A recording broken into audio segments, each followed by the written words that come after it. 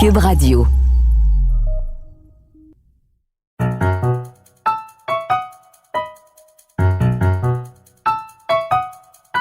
Ici Mathieu Bock-Côté et bienvenue aux Idées mènent le monde.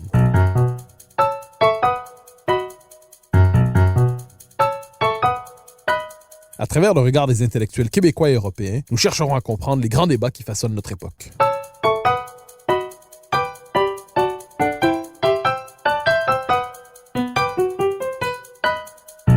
Mon invité d'aujourd'hui est une figure très particulière de la vie publique québécoise. Intellectuel engagé et photographe, se définissant tout à la fois comme juif et comme québécois, et revendiquant fièrement son appartenance à ces deux peuples, il a travaillé depuis 15 ans à multiplier les ponts entre la communauté juive et la majorité historique francophone au Québec. D'abord au Comité Québec-Israël et maintenant au CIJA, le Centre consultatif des affaires juives et israéliennes. Quel regard porte-t-il sur le Québec? Quel regard porte-t-il sur la question d'Israël aujourd'hui? S'inquiète-t-il de la montée de nouvel antisémitisme dans les sociétés occidentales? C'est un grand bonheur de recevoir David Ouellette, à la fois pour retracer son parcours et explorer sa pensée. David Ouellette, bonjour. Bonjour. Alors, question première qui semblera, qui est probablement naturelle à tous ceux qui vous rencontrent une première fois. Normalement, le nom Ouellette n'est pas associé à la communauté juive. Donc, Ouellette et communauté juive tout à la fois, pourriez-vous vous présenter tout simplement pour ceux qui ne vous connaîtraient pas? Oui, bien sûr. Alors, écoutez, je suis bien au courant qu'il y a des rumeurs qui circulent voulant que je me serais converti au judaïsme. Non, la réalité est beaucoup plus simple que ça. Je suis né d'un couple... on pourrait dire mixte. Mon père est québécois, d'ascendance canadienne-française. Ma mère est israélienne, d'ascendance marocaine.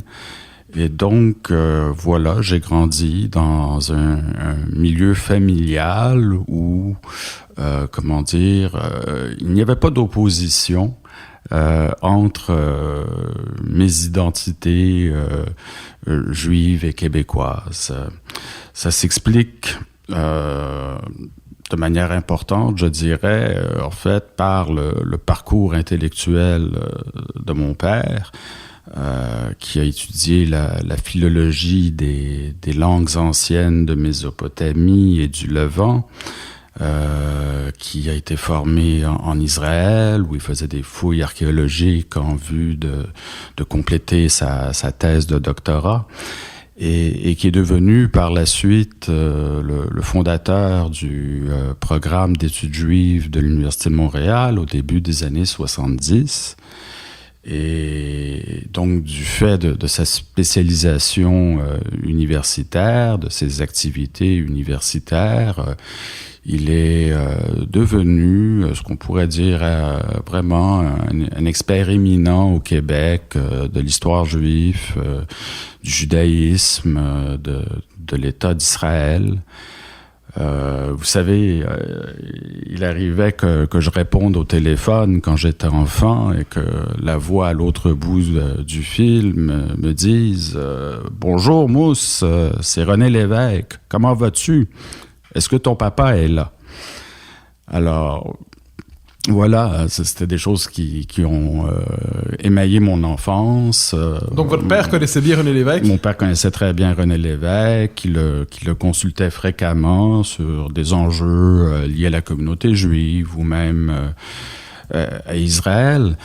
Une autre anecdote amusante, par exemple, à l'époque où Israël négociait le traité de paix avec l'Égypte, ce qui coïncidait à l'année du premier référendum sur l'indépendance du Québec, Menachem Begin, qui était le premier ministre israélien à l'époque, avait remis à mon père une lettre adressée à René Lévesque, lui demandant plus de détails sur le concept de souveraineté-association. Parce qu'il faut savoir que pendant les négociations israélo-égyptiennes, il y avait une annexe au traité qui prévoyait un processus pour octroyer une autonomie politique aux Palestiniens à Gaza et en Cisjordanie. Alors, je sais que cette lettre a été remise à René Lévesque. Je ne sais pas s'il y a répondu. Ce serait une question à poser aux historiens. Ce serait intéressant de savoir quelle fut sa réponse, s'il y en a eu une.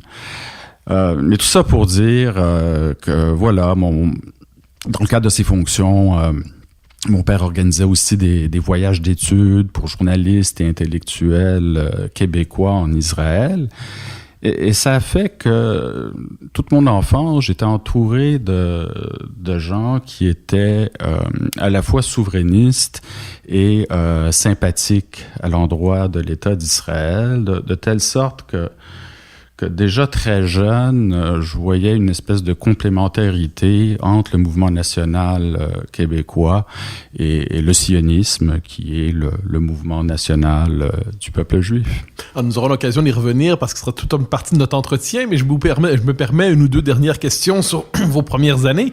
Donc, en quelque sorte, si je comprends bien votre parcours, c'est par votre père québécois d'ascendance canadienne-française que vous avez d'abord pris contact avec l'univers mental du judaïsme, l'univers mental d'Israël, davantage que par votre mère qui était israélienne. Oui. Écoutez, premièrement, ma mère a très peu de famille au Québec. Vraiment, la majeure partie de sa famille est en France et en Israël. Elle-même n'étant pas particulièrement religieuse ou pratiquante, et mon père ne l'étant pas non plus, donc j'ai grandi vraiment sans de référent religieux, sans pratiquer une religion ou l'autre, mais dans une maison où il était constamment question de l'histoire du judaïsme et du peuple juif.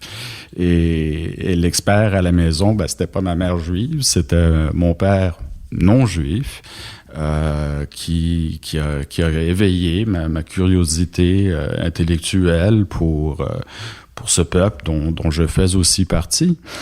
Donc pour moi, mon identité juive, elle a très très peu à voir avec la religion et je dirais même pas avec la culture. Là, je suis pas dépositaire comme beaucoup de juifs ashkénazes de la culture yiddishophone ou du yiddish, rien de la sorte.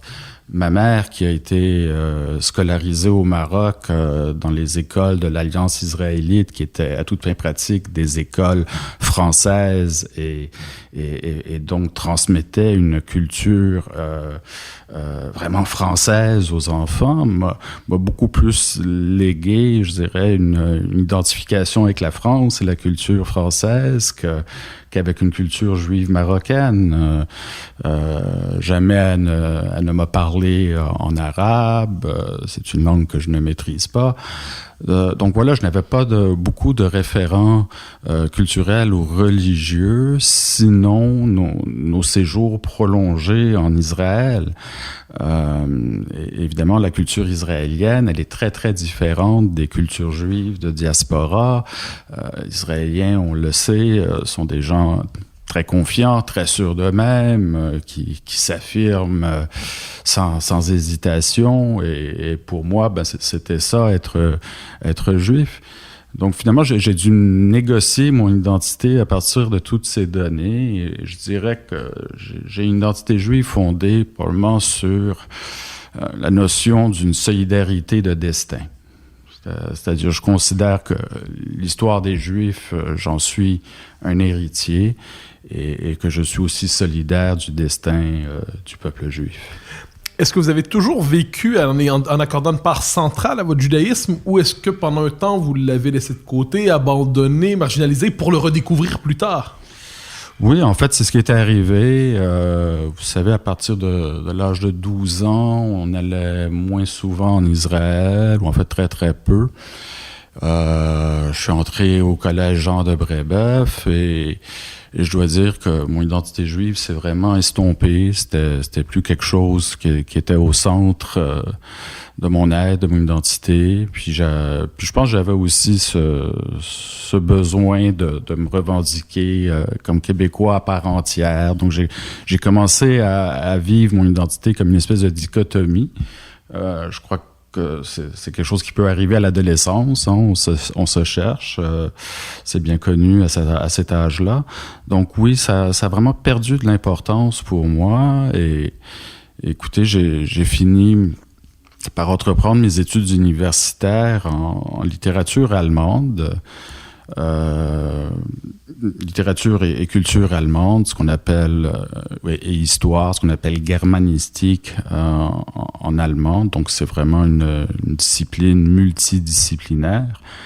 Et ce qui m'avait poussé à faire des études allemandes, c'était premièrement que j'avais passé 1 an en Europe à travailler dans un hôtel en Belgique, dans la partie flamande à Bruges. Et que travaillant dans un hôtel, j'avais commencé à baragouiner le flamand, mais il y avait aussi beaucoup de touristes allemands qui y descendaient, donc j'ai commencé à baragouiner l'allemand, et quand je suis revenu à Montréal, j'avais des connaissances rudimentaires des 2 langues, mais c'était un fouillis. Je me suis dit, je vais m'inscrire à un cours d'allemand, je voudrais approfondir mes connaissances de cette langue, d'autant plus que j'étais à l'époque vraiment fasciné par le cinéma expressionniste allemand, la littérature allemande de fin de siècle et des années de la République de Weimar, une époque vraiment effervescente de la culture germanophone, que ce soit en Allemagne ou en Autriche. Et c'est en fait par le truchement de ma découverte de la littérature moderne allemande que j'ai réalisé qu'il s'était passé quelque chose d'extraordinaire en Allemagne, que les Allemands et les Juifs allemands appelaient la symbiose judéo-allemande.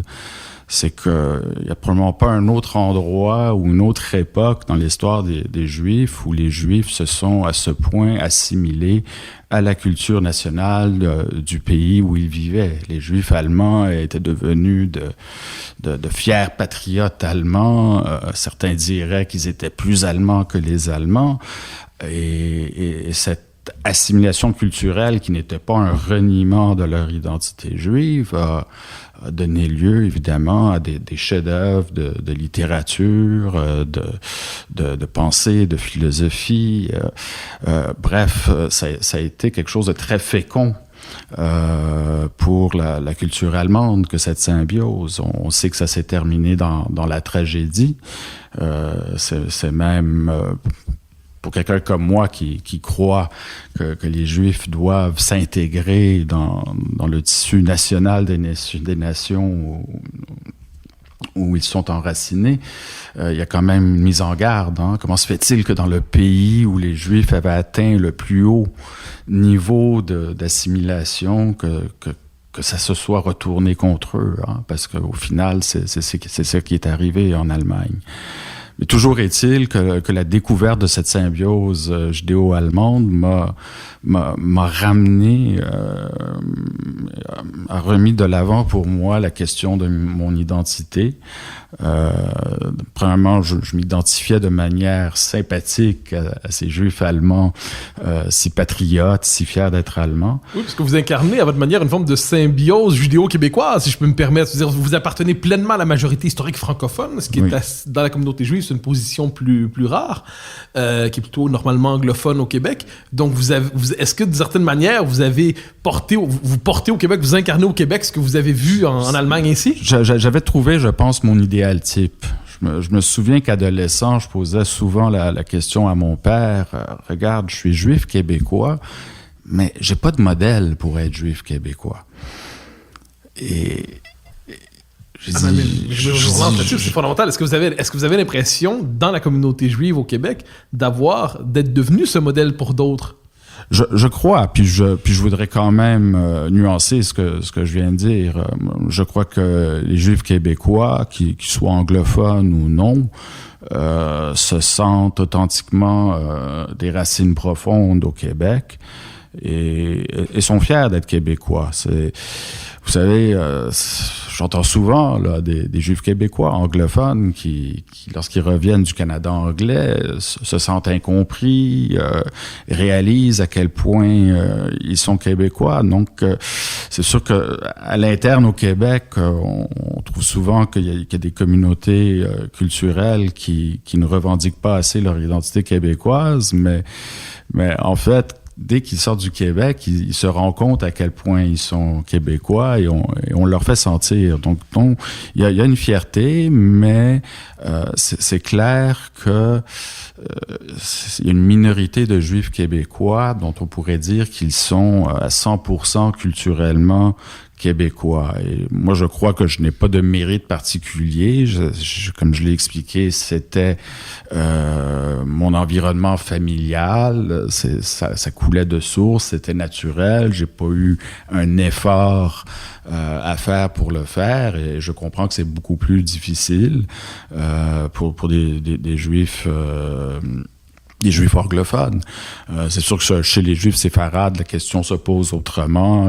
C'est sûr que l'identification avec le Québec est beaucoup plus forte pour des raisons linguistiques évidentes. Mais je crois que, vous savez, les Juifs qui sont restés au Québec après l'exode des années 70, c'était des gens qui voulaient rester au Québec, qui aimaient le Québec et qui voient leur avenir ici.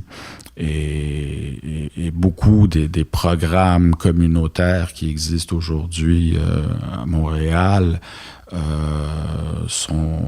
ont pour objectif de retenir les jeunes Juifs au Québec. Alors, je reprends sur votre parcours après cette brève parenthèse. La littérature allemande, la culture allemande vous permettent finalement de renouer avec votre judéité, ou à tout moins renouer que lui donner une place nouvelle dans votre existence.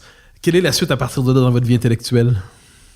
Eh bien, écoutez, ça fait complètement dévier mes premiers objectifs d'études. Je suis parti à Berlin faire une maîtrise sur la nouvelle littérature juive allemande qui émergeait à la fin des années 80, début des années 90. Moi, je suis arrivé à Berlin plein milieu de ça. Et vous savez, le système universitaire allemand est très différent du nôtre. Hein. C'est beaucoup moins, contraignant. C'est-à-dire qu'on peut faire comme une abeille, là, puis aller piger un peu partout dans différents programmes, etc. Et en arrivant à Berlin, j'avais découvert qu'il y avait un centre de recherche sur l'antisémitisme absolument extraordinaire, et j'ai commencé à m'inscrire à des séminaires là, ce qui fait que en parallèle de mes cours de littérature allemande, de la rédaction de mon mémoire, je me suis introduit à l'histoire de l'antisémitisme, et ça a eu un impact durable. Vous savez, 1995, 1996, à Berlin, oui, c'est une ville réunifiée depuis 5-6 ans, mais en fait, pas du tout réunifié, ni mentalement, ni psychologiquement, ni culturellement. Les Berlinois de l'Ouest parlent de l'Est comme da drüben, c'est-à-dire là-bas, comme un lieu intangible et presque, je sais pas, là, évanescent. Et physiquement, la ville était séparée, en fait, par les immenses terrains vagues laissés depuis les bombardements de Berlin. Quand on s'aventurait à Berlin-Est, toutes les façades étaient encore criblées de balles. Donc, c'était une espèce de musée à ciel ouvert de la Seconde Guerre mondiale. Avec énormément de plaques commémoratives sur les déportations des Juifs de cette maison, de celle-là. Vous savez, Saul Bellow, un écrivain juif américain né à la Chine, qui est né à Québec. Montréal, a déjà dit qu'il ne pourrait pas passer un an en Allemagne parce qu'il serait alors que juif et qui n'avait pas le temps d'être que juif. Et bien, moi, c'est ça qui m'est arrivé pendant mon séjour à Berlin, vraiment confronté à toutes ces découvertes, à mes cours, à la réalité physique, historique de Berlin, qui, comme je disais, là, était à l'époque un musée à ciel ouvert de la Deuxième Guerre mondiale. Et bien, quand je suis revenu au Québec, voilà, je m'étais reconstitué une identité juive. Vous revenez quand au Québec environ? La fin de 1996. Alors, vous me permettrez cette question très québécois-québécoise, mais 1995, quelque chose d'important se passe ici. C'est le référendum sur l'indépendance du Québec. Vous êtes là-bas, vous avez évoqué le fait que vous avez été socialisé et élevé dans un environnement de nationalisme québécois allait de soi, ou le souverainisme québécois allait de soi. Comment vivez-vous le référendum de 95 en Allemagne, alors que vous êtes dans ce moment de redécouverte de votre judéité, sans que ça implique un oubli de votre québécité, pardon? Ben, je l'ai vécu avec beaucoup de frustration, pour plusieurs raisons. D'abord, contrairement aux élections, on on pouvait pas voter au référendum de l'étranger. Donc voilà, je pouvais pas voter. Deuxièmement, en 1995, on est encore au balbutiement d'Internet. Si je me trompe pas, il y avait pas de journaux québécois en ligne à l'époque. Donc, tout ce que j'avais, c'était la Gazette, où je lisais des choses qui, évidemment, me mettaient en colère. L'ambassade canadienne en Allemagne était encore à Bonn. Il n'avait qu'une annexe à Berlin. Et j'y allais chaque semaine dans l'espoir de trouver des journaux québécois. Il n'y en avait pas. Je leur faisais une scène chaque fois. On me proposait des fax d'articles du Globe and Mail, du Toronto Star ou de la Gazette. Mais j'avais rien à me mettre là, sous la dent de ce qui se passait au Québec, là, de ce que pensaient les Québécois dans la campagne référendaire. Et en plus, mes camarades allemands, vous savez, on est 5 ans après la réunification et les Allemands ont très peur d'eux-mêmes. Ils ont peur de leur nationalisme, ils ont peur d'aller trop loin dans leur nationalisme. Certains regrettaient le fait que l'Allemagne avait remporté la Coupe mondiale juste après la réunification, que cela pourrait alimenter un nationalisme radical. Donc oui, les Allemands étaient un peu traumatisés, en fait très traumatisés par leur réunification et se surveillaient et avaient une allergie très, très forte à toute forme de nationalisme. Et quand j'osais discuter de ce qui se passait chez nous, qu'on allait avoir un référendum, les gens ne voulaient rien savoir de ça. Et en fait, on disait que voilà, non, vous êtes une société arriérée, le nationalisme s'est dépassé. Et donc voilà, je me sentais très seul à Berlin à cette époque. Je ne connaissais pas d'autres Québécois dans la ville et voilà, j'étais vraiment... Et vous leur faisiez la leçon, entre guillemets, vous les éduquiez, comme on dirait aujourd'hui, sur la question québécoise? J'essayais, mais c'était vraiment... Là, je peux pas dire que j'ai fait beaucoup de progrès avec eux. Là, il y avait juste un mur là, infranchissable. En plus, à l'époque, il y avait beaucoup de ressentiment envers la France qui venait de faire des essais nucléaires dans le Pacifique et les Allemands amalgamaient donc cette espèce de ce qu'ils considéraient comme une arrogance française et cet entêtement d'un petit peuple francophone en Amérique à accéder à son indépendance. Donc non, il y avait vraiment pas du tout de sympathie à l'endroit du Québec et on lisait des choses épouvantables. Hein. On faisait des références à Sarajevo, qui à l'époque était une ville martyre et en proie à une guerre civile de factions nationalistes absolument ennemies. Enfin, des prises de position complètement délirantes qui n'avaient rien à voir avec la réalité du mouvement national québécois ou de la société québécoise.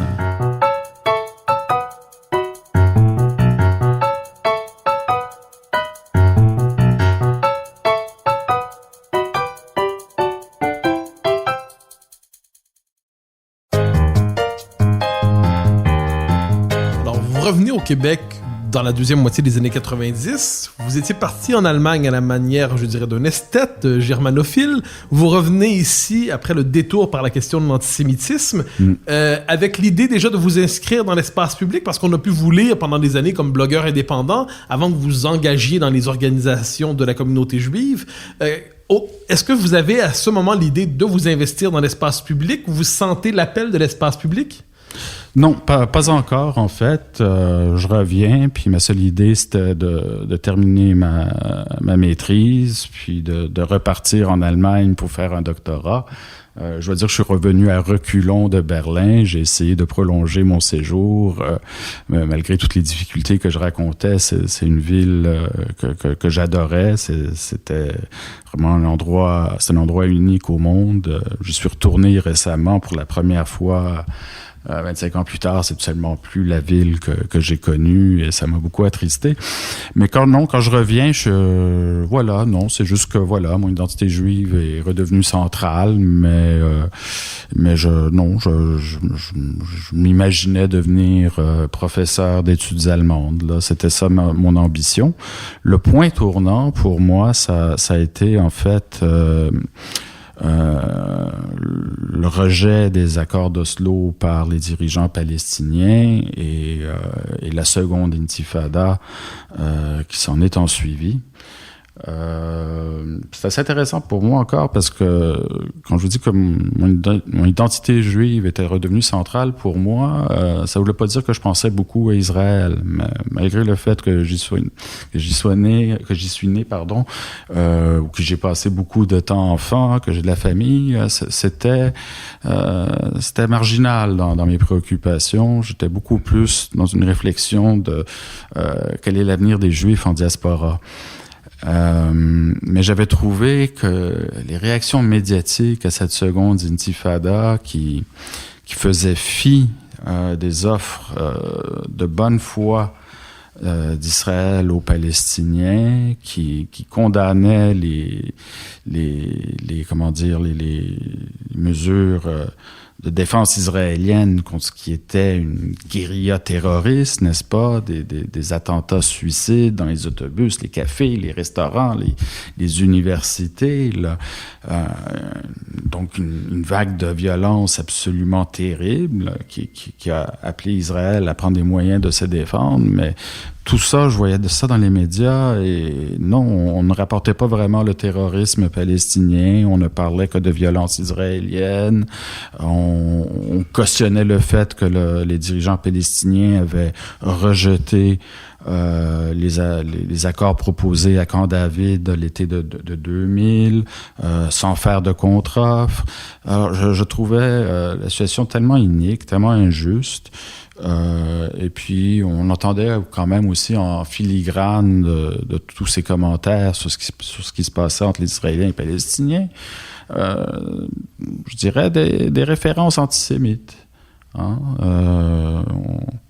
On faisait le portrait d'Israël comme un pays assoiffé de sang. Hein, ce qui faisait subir aux Palestiniens le sort qu'ils devaient subir. Exactement, et puis qui ciblait délibérément des enfants. Donc, ce qui rappelle les mythes antisémites des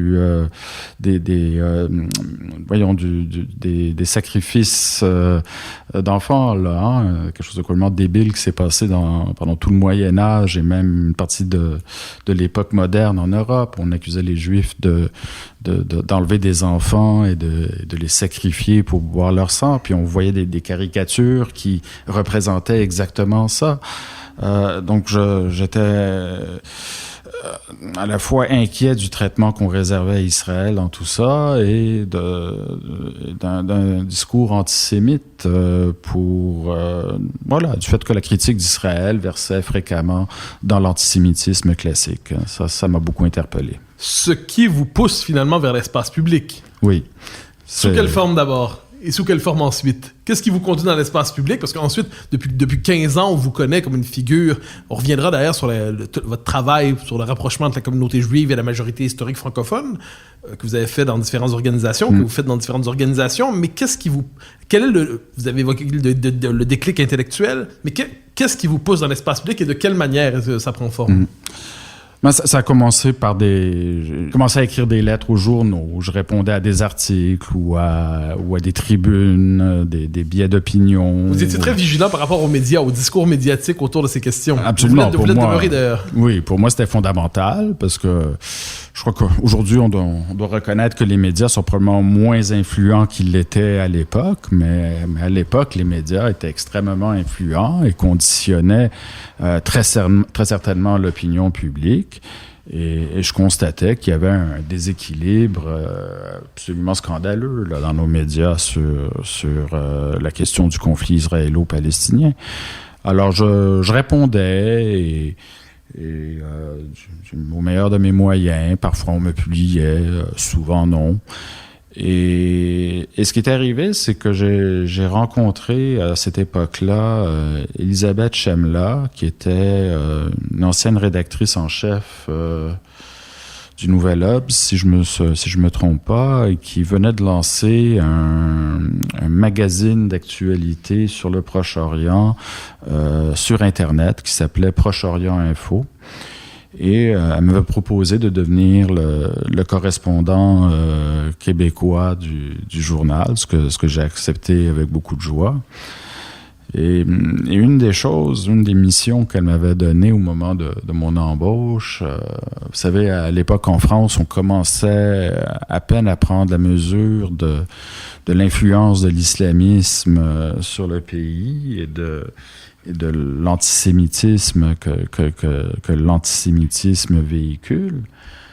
Et elle me dit, on ne sait rien du Canada, on ne sait rien du Québec, je voudrais que vous débroussailliez ce terrain-là. Et donc, je me suis investi à identifier des personnalités, des organismes québécois, canadiens, qui épousaient de toute évidence une vue islamiste des choses. Et j'avais écrit quelques articles pour Proche-Orient Info, là, pour expliquer qui étaient ces gens, quoi ils croyaient, puis quelles étaient leurs activités, leurs objectifs. C'était quelque chose de très difficile à faire à cette époque-là. Certains me disaient, est-ce que tu crains pas de te faire étiqueter anti-musulman? Faut se rappeler là, que dans la foulée du 11 septembre, les médias de masse niaient qu'il y avait une mouvance islamiste au Québec ou au Canada. Hein? Alors, juste s'y intéresser, c'était flirter avec l'infréquentabilité. Moi, évidemment, j'ai jamais été ému par un sentiment anti-musulman. C'était très clair pour moi que les islamistes ne représentaient certainement pas la majorité des musulmans québécois ou canadiens. Et je déplorais, en fait, le fait que chaque fois qu'un journaliste avait besoin d'un commentaire d'un musulman pour un article, ils allaient vers ces organisations qui n'étaient pas, en fait, pas du tout représentatives de la population musulmane canadienne.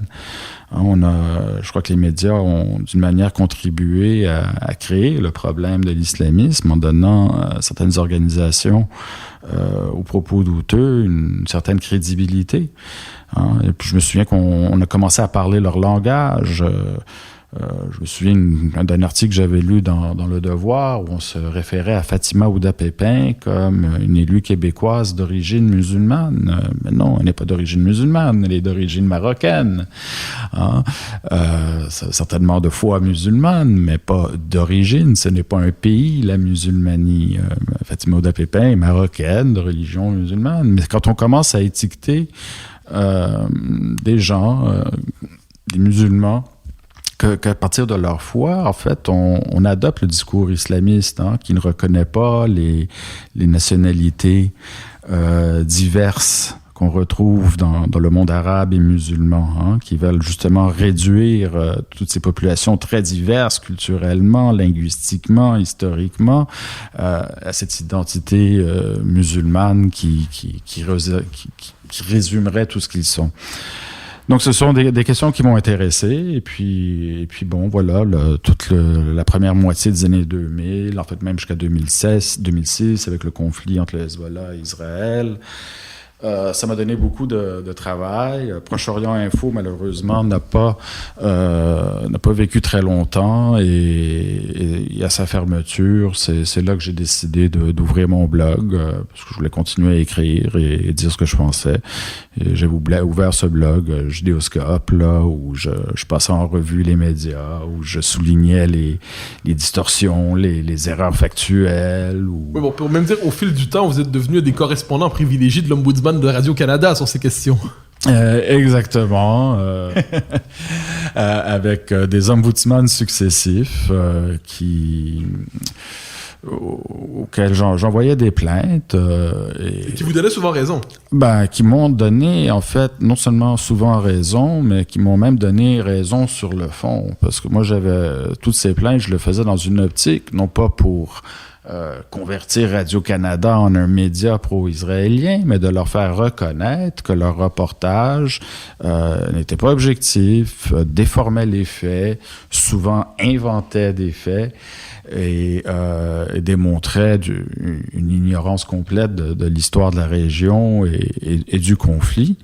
Et à tel point qu'un ombudsman avait, dans un premier temps, dans son rapport annuel, exigé ou demandé à la direction de l'information de changer d'attitude par rapport au conflit israélo-palestinien, disant que le travail qui était fait n'était pas professionnel. Et à l'occasion de certaines décisions qu'il a rendues à la suite de mes plaintes, il répétait souvent et il disait qu'il déplorait de devoir se répéter, mais si on n'est pas capable de couvrir ce conflit avec ce sérieux, il serait préférable qu'on ne le couvre pas du tout. Ce qui, bien entendu, n'était pas mon objectif, mais qui était un jugement lapidaire du manque de professionnalisme de Radio-Canada dans sa couverture d'Israël et des Palestiniens. Je me permets de le dire parce que vous avez toujours pris la peine de le préciser dans vos prises de position publiques. La défense que vous faisiez d'Israël n'était jamais incompatible avec l'idée que les Palestiniens devaient avoir leur propre État. Oui, alors je me suis fait des ennemis dans le monde médiatique qui aimaient me présenter comme un sioniste d'extrême droite, un likoudnik, c'est-à-dire un partisan du Likoud et de Benjamin Netanyahou, alors que je pense que j'étais réservé dans mes opinions politiques sur Israël. Moi, ce que j'ai toujours défendu, c'est en fait la légitimité de l'État d'Israël. C'est le seul État au monde dont on questionne la légitimité, dont il est permis de dire qu'il vaudrait mieux qu'il n'eût pas été fondé, voire carrément de militer en faveur de sa destruction pure et simple, de son remplacement par un État palestinien dans lequel les Juifs seraient au mieux une minorité tolérée. Et puis on sait qu'au Moyen-Orient, les minorités ne sont pas tolérées. Donc non, moi, parfois, il m'est arrivé là de dire, par exemple, que je ne suis pas un partisan de l'entreprise des colonies israéliennes dans les territoires en Cisjordanie, à Gaza. Bon, depuis 2005, Israël s'est complètement retiré de Gaza. Il n'y a plus de colonies là. Donc ça, oui, j'ai toujours été très clair que je n'étais pas un partisan des colonies, que je crois fermement que la seule solution à ce conflit, c'est la solution des deux États pour deux peuples. En même temps, je crois aussi fermement que le leadership palestinien n'est pas prêt à ce compromis. Il n'arrive tout simplement pas à se réconcilier avec l'idée que l'État d'Israël existe et continuera d'exister. Et quand on suit les prises de position des politiciens palestiniens jusqu'au plus haut niveau, on s'aperçoit que la rhétorique dont ils appreuvent leur peuple n'est pas du tout compatible avec une solution négociée sur la base de deux États pour deux peuples. On fait encore miroiter cette idée qu'on pourrait renverser le cours du temps et faire disparaître Israël. On dit aux descendants des réfugiés de 47, 48, 49, qu'ils retourneront vivre dans des villes proprement israéliennes, c'est-à-dire à l'intérieur du territoire reconnu internationalement comme étant israélien. Donc, je suis très pessimiste sur la résolution de ce conflit.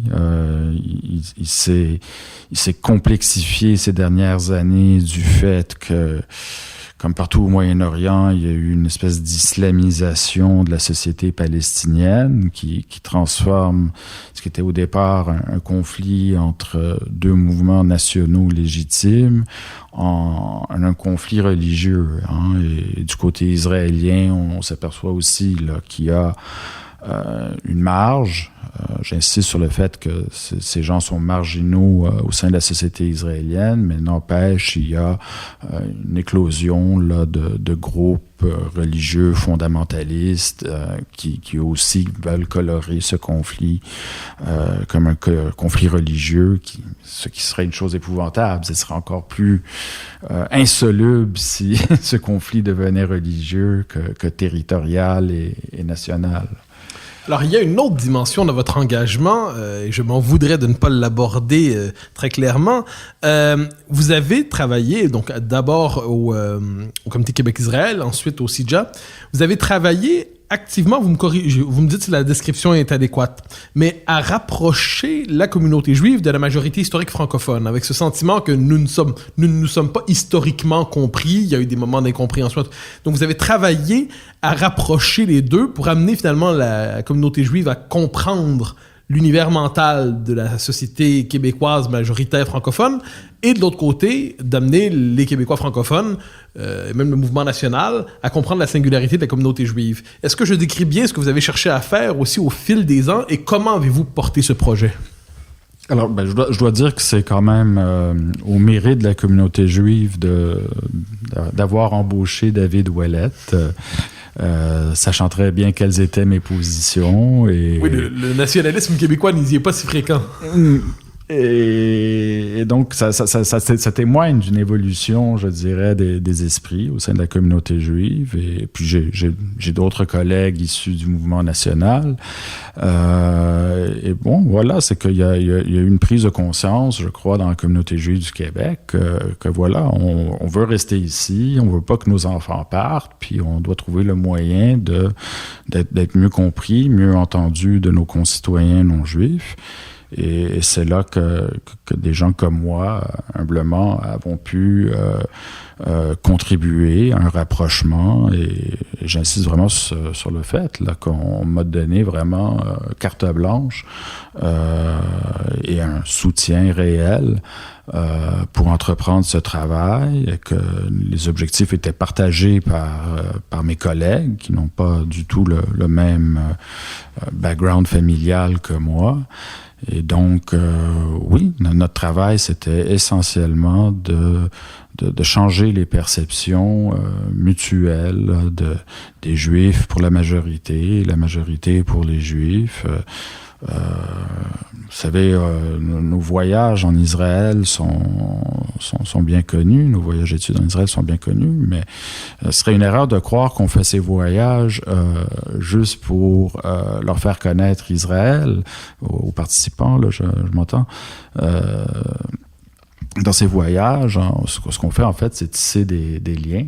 Hein, et voyager avec des gens, généralement, ça tisse des liens à très long terme.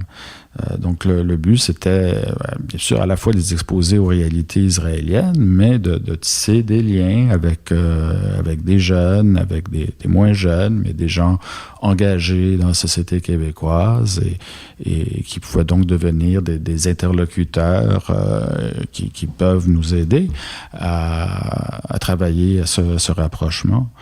Il y a d'autres choses qu'on fait. Il y a un programme qu'on a conçu pour les jeunes adultes juifs il y a quelques années. Il y a plusieurs années, en fait, déjà. On l'appelle Ambassadeur, ce programme, et son objectif, c'est de faire de jeunes adultes juifs de meilleurs ambassadeurs de leur communauté. Et pour cela, on approfondit leur connaissance du Québec, de la société majoritaire, de ses sensibilités, de ses préoccupations. On invite des personnalités publiques qui peuvent leur parler très franchement des perceptions mutuelles, des déceptions mutuelles dans les relations entre juifs et non-juifs. Et c'est un programme extrêmement populaire et souvent le clou du programme, c'est quand il est question du mouvement national québécois, parce qu'ils apprennent des choses qu'ils ignoraient, à quel point, et surtout à l'époque, je dirais, des fondateurs du mouvement national moderne, à quel point Israël était admiré, à quel point on faisait un lien entre les aspirations québécoises et le sionisme. Donc, ils sont très surpris d'apprendre des choses comme ça. Ils sont très surpris de voir qu'il y a des intellectuels, des historiens, encore une fois, des personnalités associées au mouvement national québécois qui ont une sensibilité et une compréhension sophistiquée de ce qu'est l'antisémitisme. Et donc, écoutez, notre but, c'est pas de convertir ces jeunes politiquement, mais c'est de leur permettre d'avoir une vision, je dirais, plus comment dire, aiguë, plus claire de la société dans laquelle ils vivent, et de réaliser qu'il n'y a pas que du négatif dans nos relations avec la majorité. Il y a beaucoup de positifs. Au fil du temps, quels sont les points de tension que vous avez pu voir évoluer d'une manière ou de l'autre, c'est-à-dire des points d'incompréhension?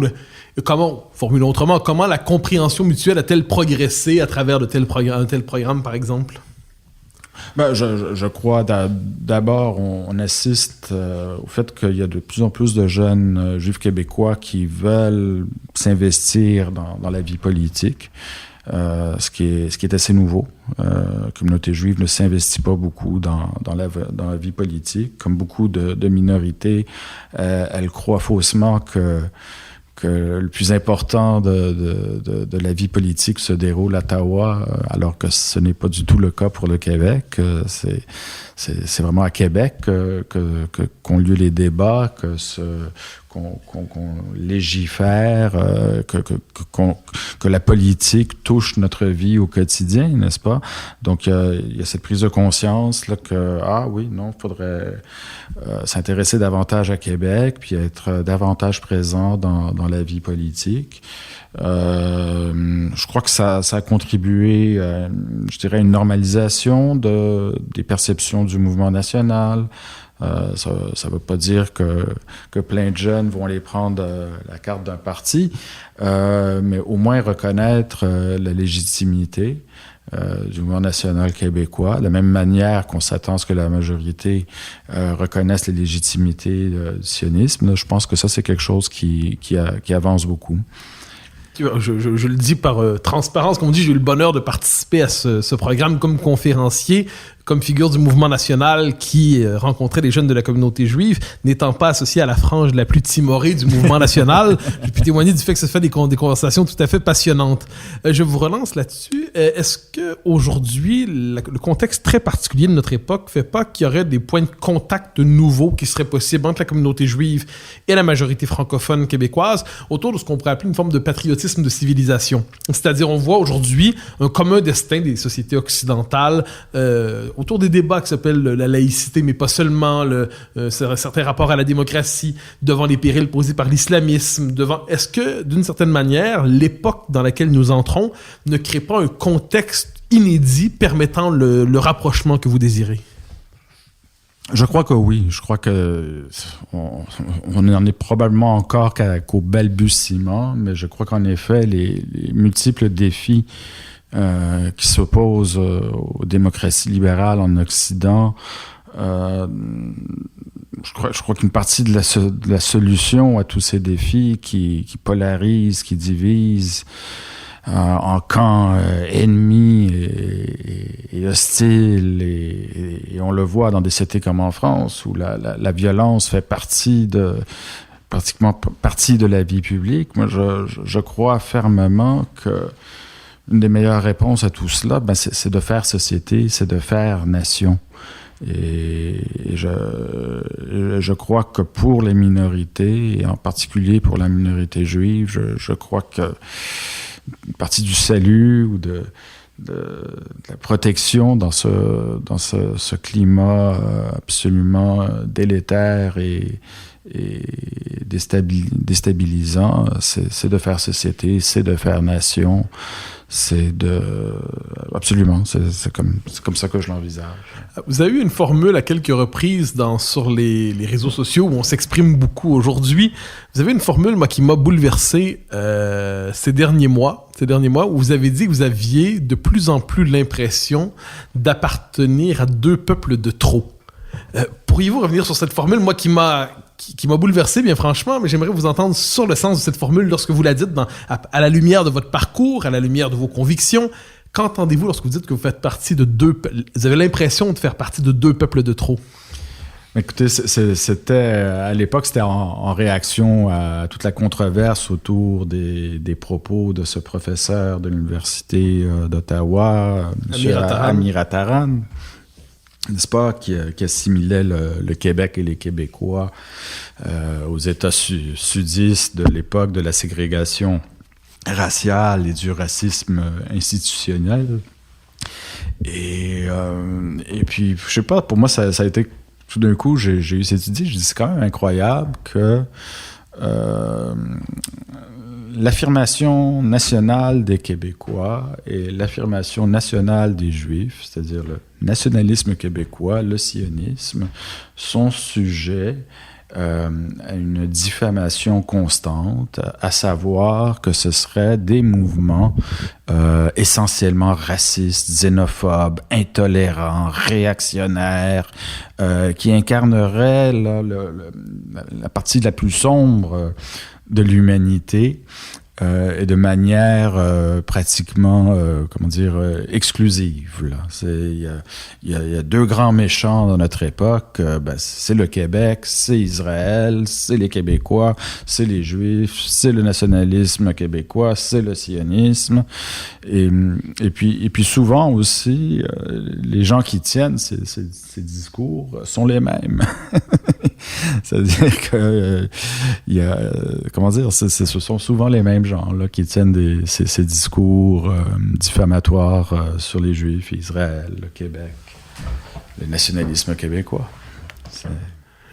Et vous regardez ça aujourd'hui, est-ce que vous avez l'impression que dans le débat public québécois, ça pourrait être aussi source potentielle de rapprochement de destin, c'est-à-dire ce sentiment d'être deux peuples de trop? Vous êtes probablement de ceux qui peuvent le plus intimement ressentir cette situation, mais une compréhension mutuelle à cette idée que finalement, voilà des peuples, des États qui voudraient mieux qu'ils n'existent pas. Est-ce que ça peut créer un sentiment de solidarité, à tout le moins de complicité intellectuelle? Il faudrait travailler cela. Je pense pas qu'une foule de Juifs vont nécessairement voir les choses de la sorte. Je crois qu'il faut les aider. Je me permettrai de dire la chose suivante, c'est que, vous savez, pendant le récent conflit entre Israël et le Hamas, on a vécu à Montréal une vague d'antisémitisme vraiment inédite, sans précédent. Ça ne s'est pas juste passé à Montréal, d'ailleurs. On a vu la même chose arriver aux États-Unis, en Europe. Mais toujours est-il que tous ceux qui ont rompu le silence médiatique et qui ont dénoncé ce qui arrivait aux Juifs de manière forte et claire et sans ambiguïté, c'était des gens associés au mouvement national ou tout simplement connus pour leur position indépendantiste. Je pourrais même dire que ça a été exclusivement eux qui l'ont fait. Et ça, je crois que ça a été bien remarqué par la communauté. Et je suis sûr que ça peut mener à des conséquences positives dans les relations et leur perception, encore une fois, du mouvement national québécois. Nous nous rapprochons de la fin de cet entretien. Je vous laisserai mettre les mots que vous souhaitez sur la période que vous traversez. Vous entrez, pour le dire d'un euphémisme, dans le temps des bilans. Une situation particulière vous frappe. Je vous laisse la présenter si vous le souhaitez. Et je vous poserai aussi la question à cette lumière de votre parcours intellectuel. Que retenez-vous de votre parcours existentiel autour de ces questions? Que retenez-vous essentiellement? Écoutez, j'ai été diagnostiqué il y a 10 mois avec une maladie mortelle et incurable. Je dois m'attendre là à ce que, voilà, je suis pratiquement en fin de vie. Mes médecins me donnent encore quelques mois de vie, peut-être un peu plus. Et donc, effectivement, c'est l'heure des bilans.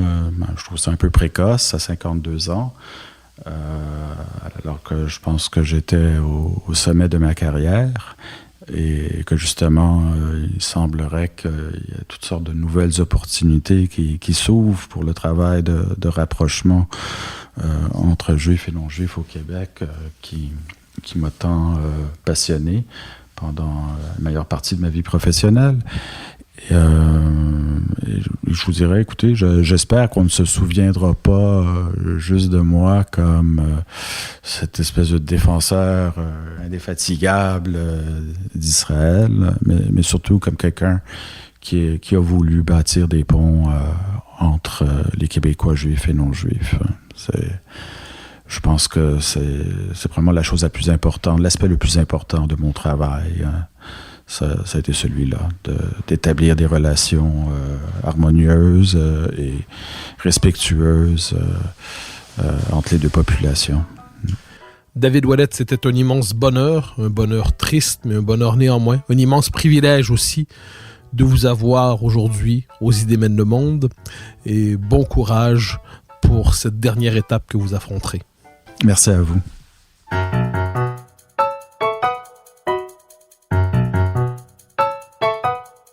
Chers auditeurs des Idées mènent le monde, vous pouvez faire connaître le balado sur vos réseaux sociaux en partageant les épisodes que vous aimez. Cela nous donne à chaque fois un fier coup de main pour faire circuler les idées. Aussi, si vous écoutez sur une autre plateforme que Cube Radio, laissez-nous un commentaire. C'est encore une fois un geste qui nous permettra de faire connaître la série à un plus grand nombre. Merci à vous d'être à l'écoute.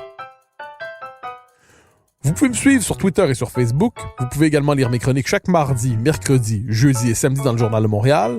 Vous pouvez également m'écouter chaque semaine à la Joute et sur Cube Radio, tous les jours à 10h à l'émission de Richard Martineau. Animation et recherche, Mathieu Bock-Côté. Réalisation, Anne-Sophie Carpentier. Une production Cube Radio.